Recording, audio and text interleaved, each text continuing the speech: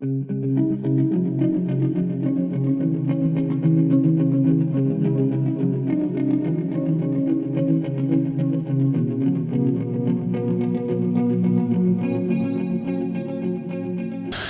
YouTubers, I want to welcome you to another edition of Park and Pen Gear. Okay, and in this episode, we're going to be working with the little pedalboard build once again. And it's coming along. I'm very, very pleased with the sounds I'm getting from it. And especially what it's capable of, considering it's such a small board and really has two multi-effect pedals and a synthesizer pedal and a looper. And that's about it. All the other pedals are for controlling those pedals. So can get quite a few sounds out of it.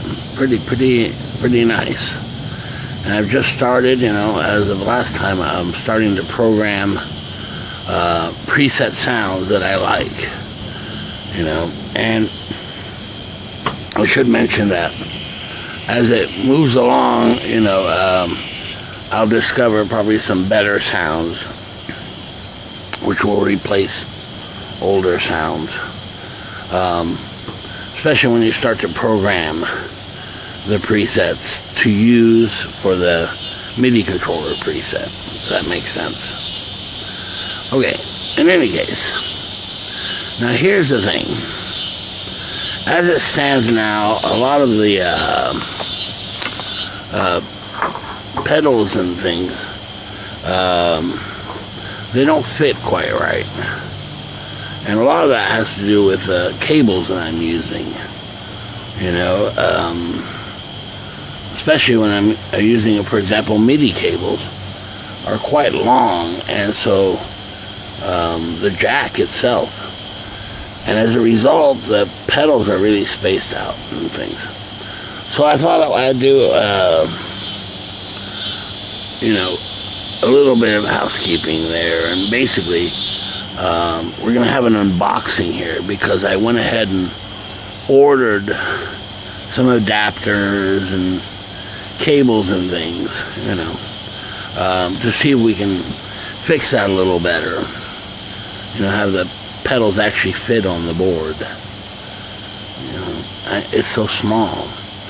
You don't realize it until you actually get the pedals hooked up, and with power and MIDI and audio on top of that, it can get pretty busy, if you like, and pretty messy too, cable-wise. So we're going to try to clean that up today. So I went ahead and placed an order. It was a little tiny order, and we're going to have an unboxing. Let's do that. Oh, please don't try this at home. Only trained professionals should attempt.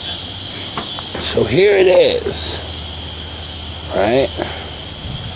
And let me tell you something. This is a little tiny order of just a couple of cables, but they sent it out where you needed to sign for it.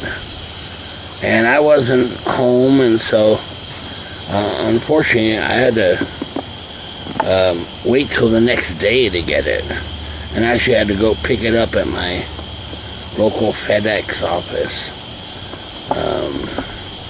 That was kind of a bummer. Anyway, here we go. So there's a box. Wow. There's all kinds of things in here. Okay. Let's start with the most important. Alright. And here it is. That's correct. A little baggie of complimentary candy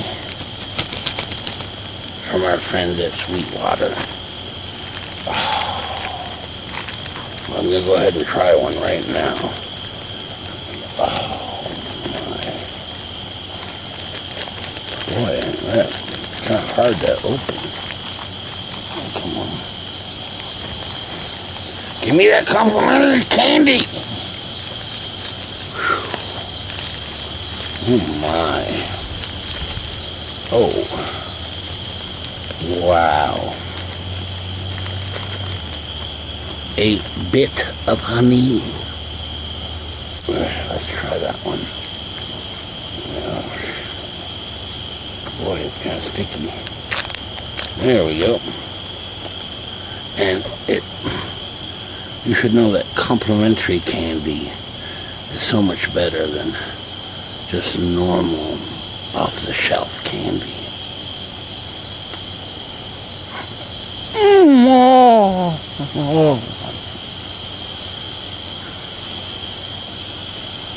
Oh my goodness. Why, it couldn't be better. A true bonus. Complimentary candy. Okay, let's see what else is in here.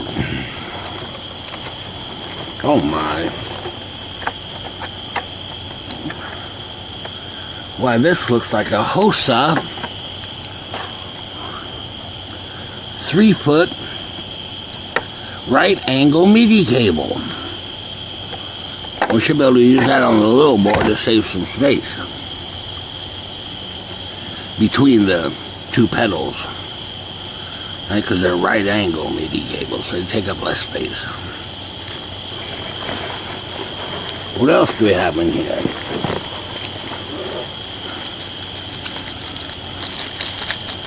Oh my. Why, this looks like a Class A MIDI cable, right? It's an adapter, Class A adapter. Now, up until a few weeks ago, I didn't even know there was a Class A and a Class B MIDI cable. To me, a MIDI cable is a MIDI cable. But when you're dealing with the Boss pedals, that is not the case. And I don't know if you can see this or not, but well,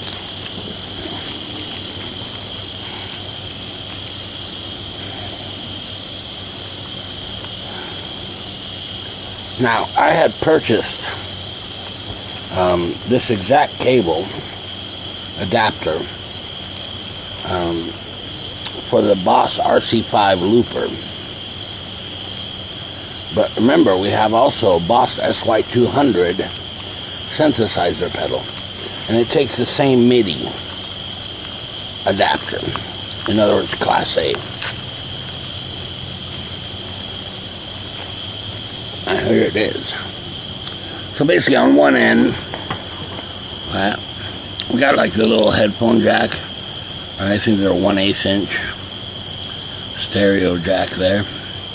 Goes into the pedal, comes out to this adapter. It's the female MIDI, and then from there I plug in a classic MIDI cable, and the adapter changes it to Class A, and we'll be able to control the SY200 via MIDI, which I haven't done yet, so we definitely need this one. Then, what else do we have? Oh my. Oh my. Well, this is as good as complimentary candy. It's a Hosa adapter. And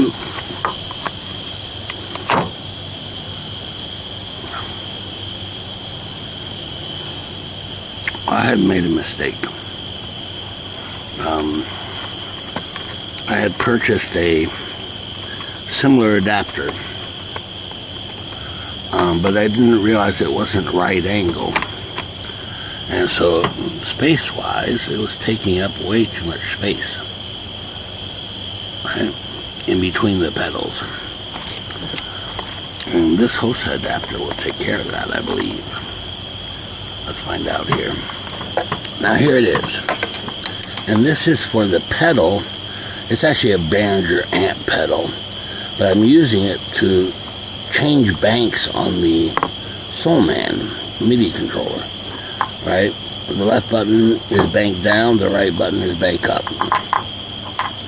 Problem with that is it connects to a 1/4 inch jack, right? And the 1/4 inch jack from the pedal has to go into a little 1/8 inch jack, right? And there are adapters for that. And I bought one. The problem is it's not right angle, and so it's taking up a ton of space, right? So this time I've got the Hosa version, and here we've got the female 1/4 inch, right?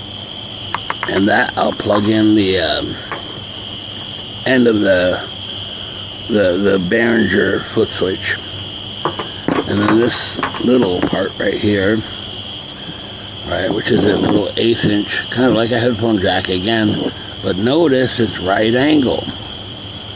So once you plug it in to the Soulman, right, well, that takes up a little tiny bit of space, right?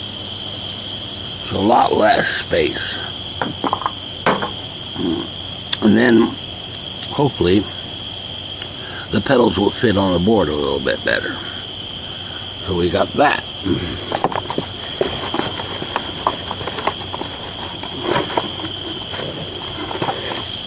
And then there's this thing. I'm not even going to open it. This is a 1/4 inch right angle adapter. Okay, 1/4 inch to 1/4 inch. And in fact, no longer needed. But this was before I knew that. I might return this, I don't know. The reason is, it was for the external foot switch that would fit into the Boss RC5. But if you subscribed and been following the channel, and watching previous videos, we replaced that pedal with MIDI, right? All together. So, no longer needed. We don't need that pedal anymore because we're doing it with MIDI, which is super. So, this one, maybe I can return it, maybe not. Not a big deal either way, I guess. And then finally, oh my, a Sweetwater thank you card. Thank you. It's got all kinds of information and stuff. So there you go. I mean, talk about a hodgepodge of bonuses here. And one of the biggest changes I need to make is to move the RC5 looper right to the bottom of the board where the clock is. The Disaster Area Designs smart clock is. And the smart clock then would move up to the top of the board where the RC5 looper was. And I demonstrated this problem in the past video, or past, I guess, 2 videos ago, I think it was. Anyway, something like that. That basically, I use the looper so often, right, and I brush my foot or even my hand over the smart clock, and if you're not careful, you can hit that smart clock and it changes the tempo of the loop and destroys the loop, basically. Right, so you don't want to touch the smart clock if you can avoid it. And one of the best ways is to move it to the top. And then also, this solves the problem because you use the Boss RC5 so often, right, it makes sense that it's at the bottom where you can get to it really easily, right, as far as the foot switch goes. And the only thing preventing me from doing that is, if you'll recall a while ago, I'd ordered those Donner 12-inch patch cables. And those work great, except they're just not long enough to work if I do the swap between the RC5 looper and the smart clock, position-wise on the board. So, well, obviously the solution is to get two 2-foot cables. So I'm going to go ahead and order those for the next video, and we'll be almost done with this pedal board. Not quite. So let's go ahead and hook these up and see what happens. Okay, now this little board's coming together. I'm going to show you some things. Alright, with those adapters and things, I'll show you what I've done. Okay, first thing I changed was right here. It's kind of hard to tell because it's kind of wedged in there. But that is the right angle adapter for this pedal, which ends in a 1/4 inch, right, jack. And the little adapter has a female equivalent. And so it's actually plugged in over here. And all the excess cabling is kind of underneath this old man. And what this pedal does, again, if you look here,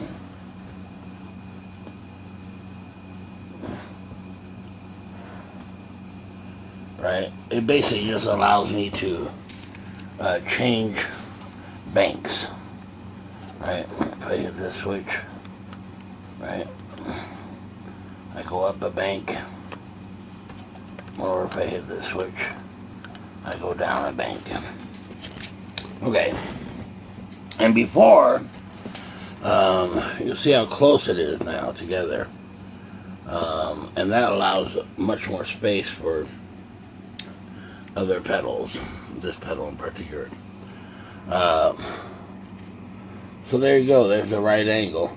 Before, the right angle was kind of way out, so I'd lose this much space, right, and didn't leave much space for this pedal over here.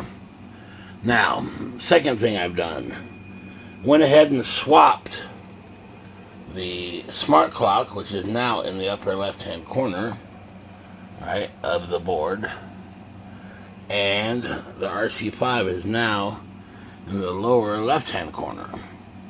So basically, instead of being on top of the board, the RC5 is now the smart clock is on top, and the RC5 is down here, which is great because I realized that using the Soulman I'd use constantly, the banks I'd use constantly, and the looping pedal I'd use constantly. Now right here we've got the space for a cable, right? So there's plenty of space, and we'll talk about that later. But there we have some space, basically. Okay, now another thing I've done here is I've taken the right angle MIDI cable and hooked it up to the H9 right here. Okay, and the reason is I needed more space, right, for this cable, or for this pedal. And the reason why I needed a right angle is that before, with a standard MIDI cable, it did not give me enough space to plug in the MIDI adapter, right, for the Boss SY200, right here.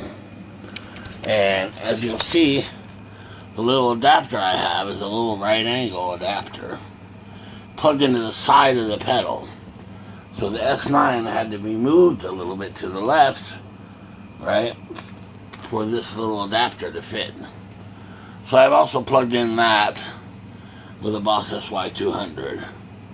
Okay, and there's the right angle MIDI cable right over here. Okay, and so that gives me more space up on the top row of pedals. Okay? Which include the disaster area design, smart clock, Line 6 M5, Eventide H9, Boss SY200.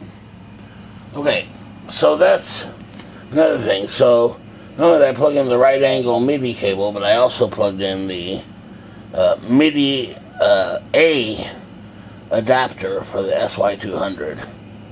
Okay, and I went ahead and programmed in. If I go to the synth, I created a patch called, or I'm sorry, a bank called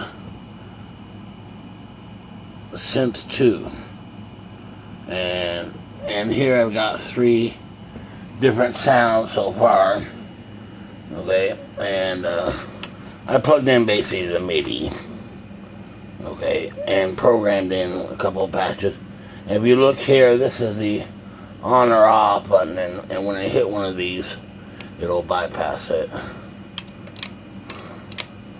So there you go, it's turned off, turns on. So those were the main things. And I'm very happy with the bottom row. It's pretty much ready to go. Right, which is just a Soul Man, the adapter foot switch, and the loop station RC5. And these 2 cables go out to the amplifiers right here on the right. Guitar actually plugs in up in the right hand corner right here of the SY200. That's the first pedal. Whoa.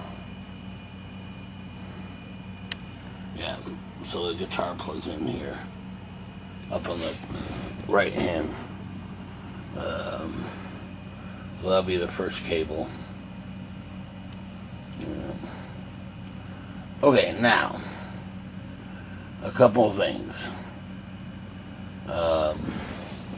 One, I had purchased an adapter to use right here on the RC5 to connect an external pedal, but I don't need that anymore because if you've seen the previous videos, right, I went ahead and used MIDI, right, to control the external functions of the Boss RC5. Now, here's one thing left, and that's why it's not quite done yet, is that for right now, to use it, I have only these little 12-inch cables, right? Well, obviously they're not long enough. That's why the H9 is like that. So I went ahead and ordered 3 2-foot patch cables. So I have one spare one, which I'll probably use for another board. And that'll, then I can put this H9 where it's supposed to be, up here, on the top row, because right now it's kind of in the middle. Now another thing I could do, if I need the space, but I'm not sure I do, I think it's fine the way it is, between the smart clock and the Line 6 M5, if you cover that up, you'll see that here and here I have standard MIDI cables, right? One plugged into the M5, one plugged into the smart clock on this side. I also have a standard one on the other side of the smart clock. Standard MIDI cable, so they're not right angle, so they take up a little bit more space. But in this case, it seems okay, because I think even if I save space, I'm not sure what I could get in there. This might change, though. Okay, so right now, we'll try the SY200 and make sure I got it hooked on correctly. Okay, now, for the SY200, I hooked it up with a MIDI cable. And to test that, we can just run a sequence. And remember, it's receiving MIDI clock, so it should change tempos as I change it on the smart clock, and we can try that. So here it's at 90 beats per minute. It's a sequence from the SY200.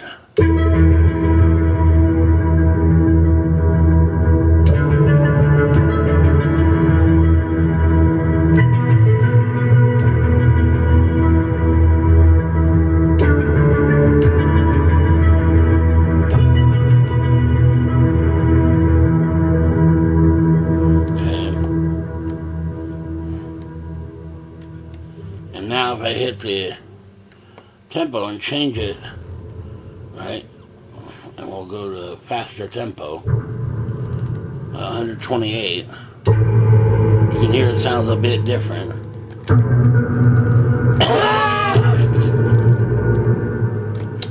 And now you can hear it sounds a bit different. A lot faster, right?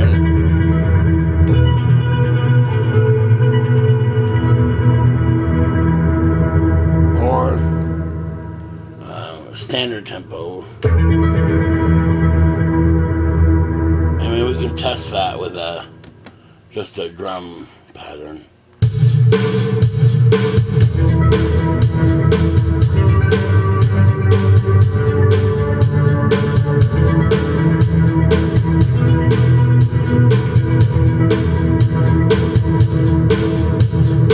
Alright, and now I'm going to slow that tempo down.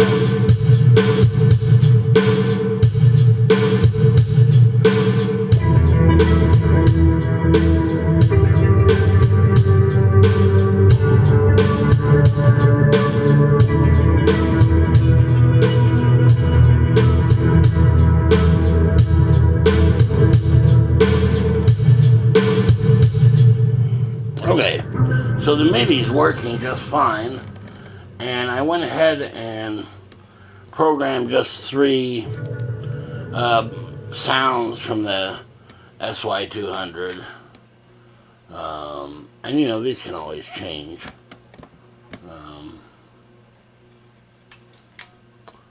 So here we go. Let's try this one.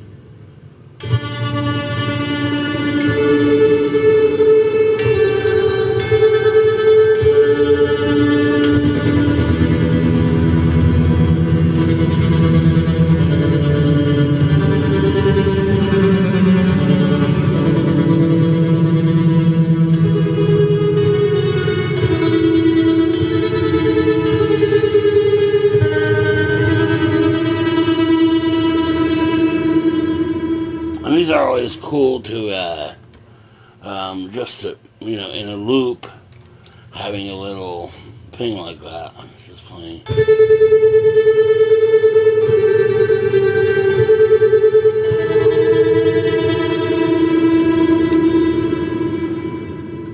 So there, if I created a loop.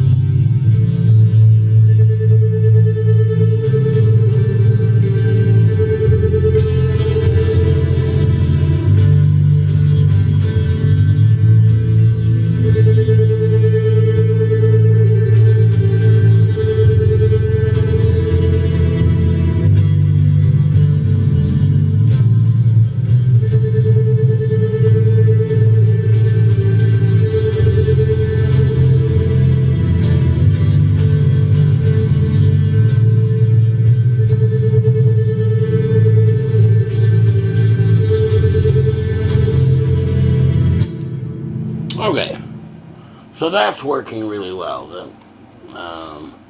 That's why 200, the adapter works and it's all hooked up correctly.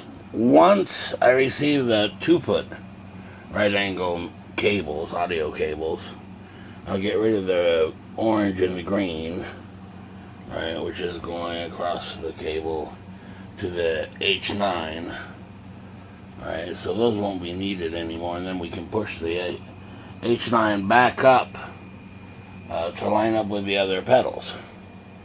It'll look pretty nice, in fact, hopefully. And that leaves us just a tiny bit of space in between here, and maybe we could get like a little EP booster, turn it sideways and have it fit on there. I'm not sure. We'll look into that. The other thing is the H9 has a external function knob called a hot knob, right? So maybe we could add a little foot switch there for that, or control it via MIDI. Not sure. I'll look into that. Okay, but it's really coming along here. So pretty nice so far. So I guess next episode we'll do the audio cables and really get it lined up even better. I'm pretty pleased though. It's really starting to come together there. Alright, so there you go. Stay tuned, and when I get those cables in, of course we'll do an unboxing. And then see how it turns out. Alright, very good. See you next time. Okay. Bye.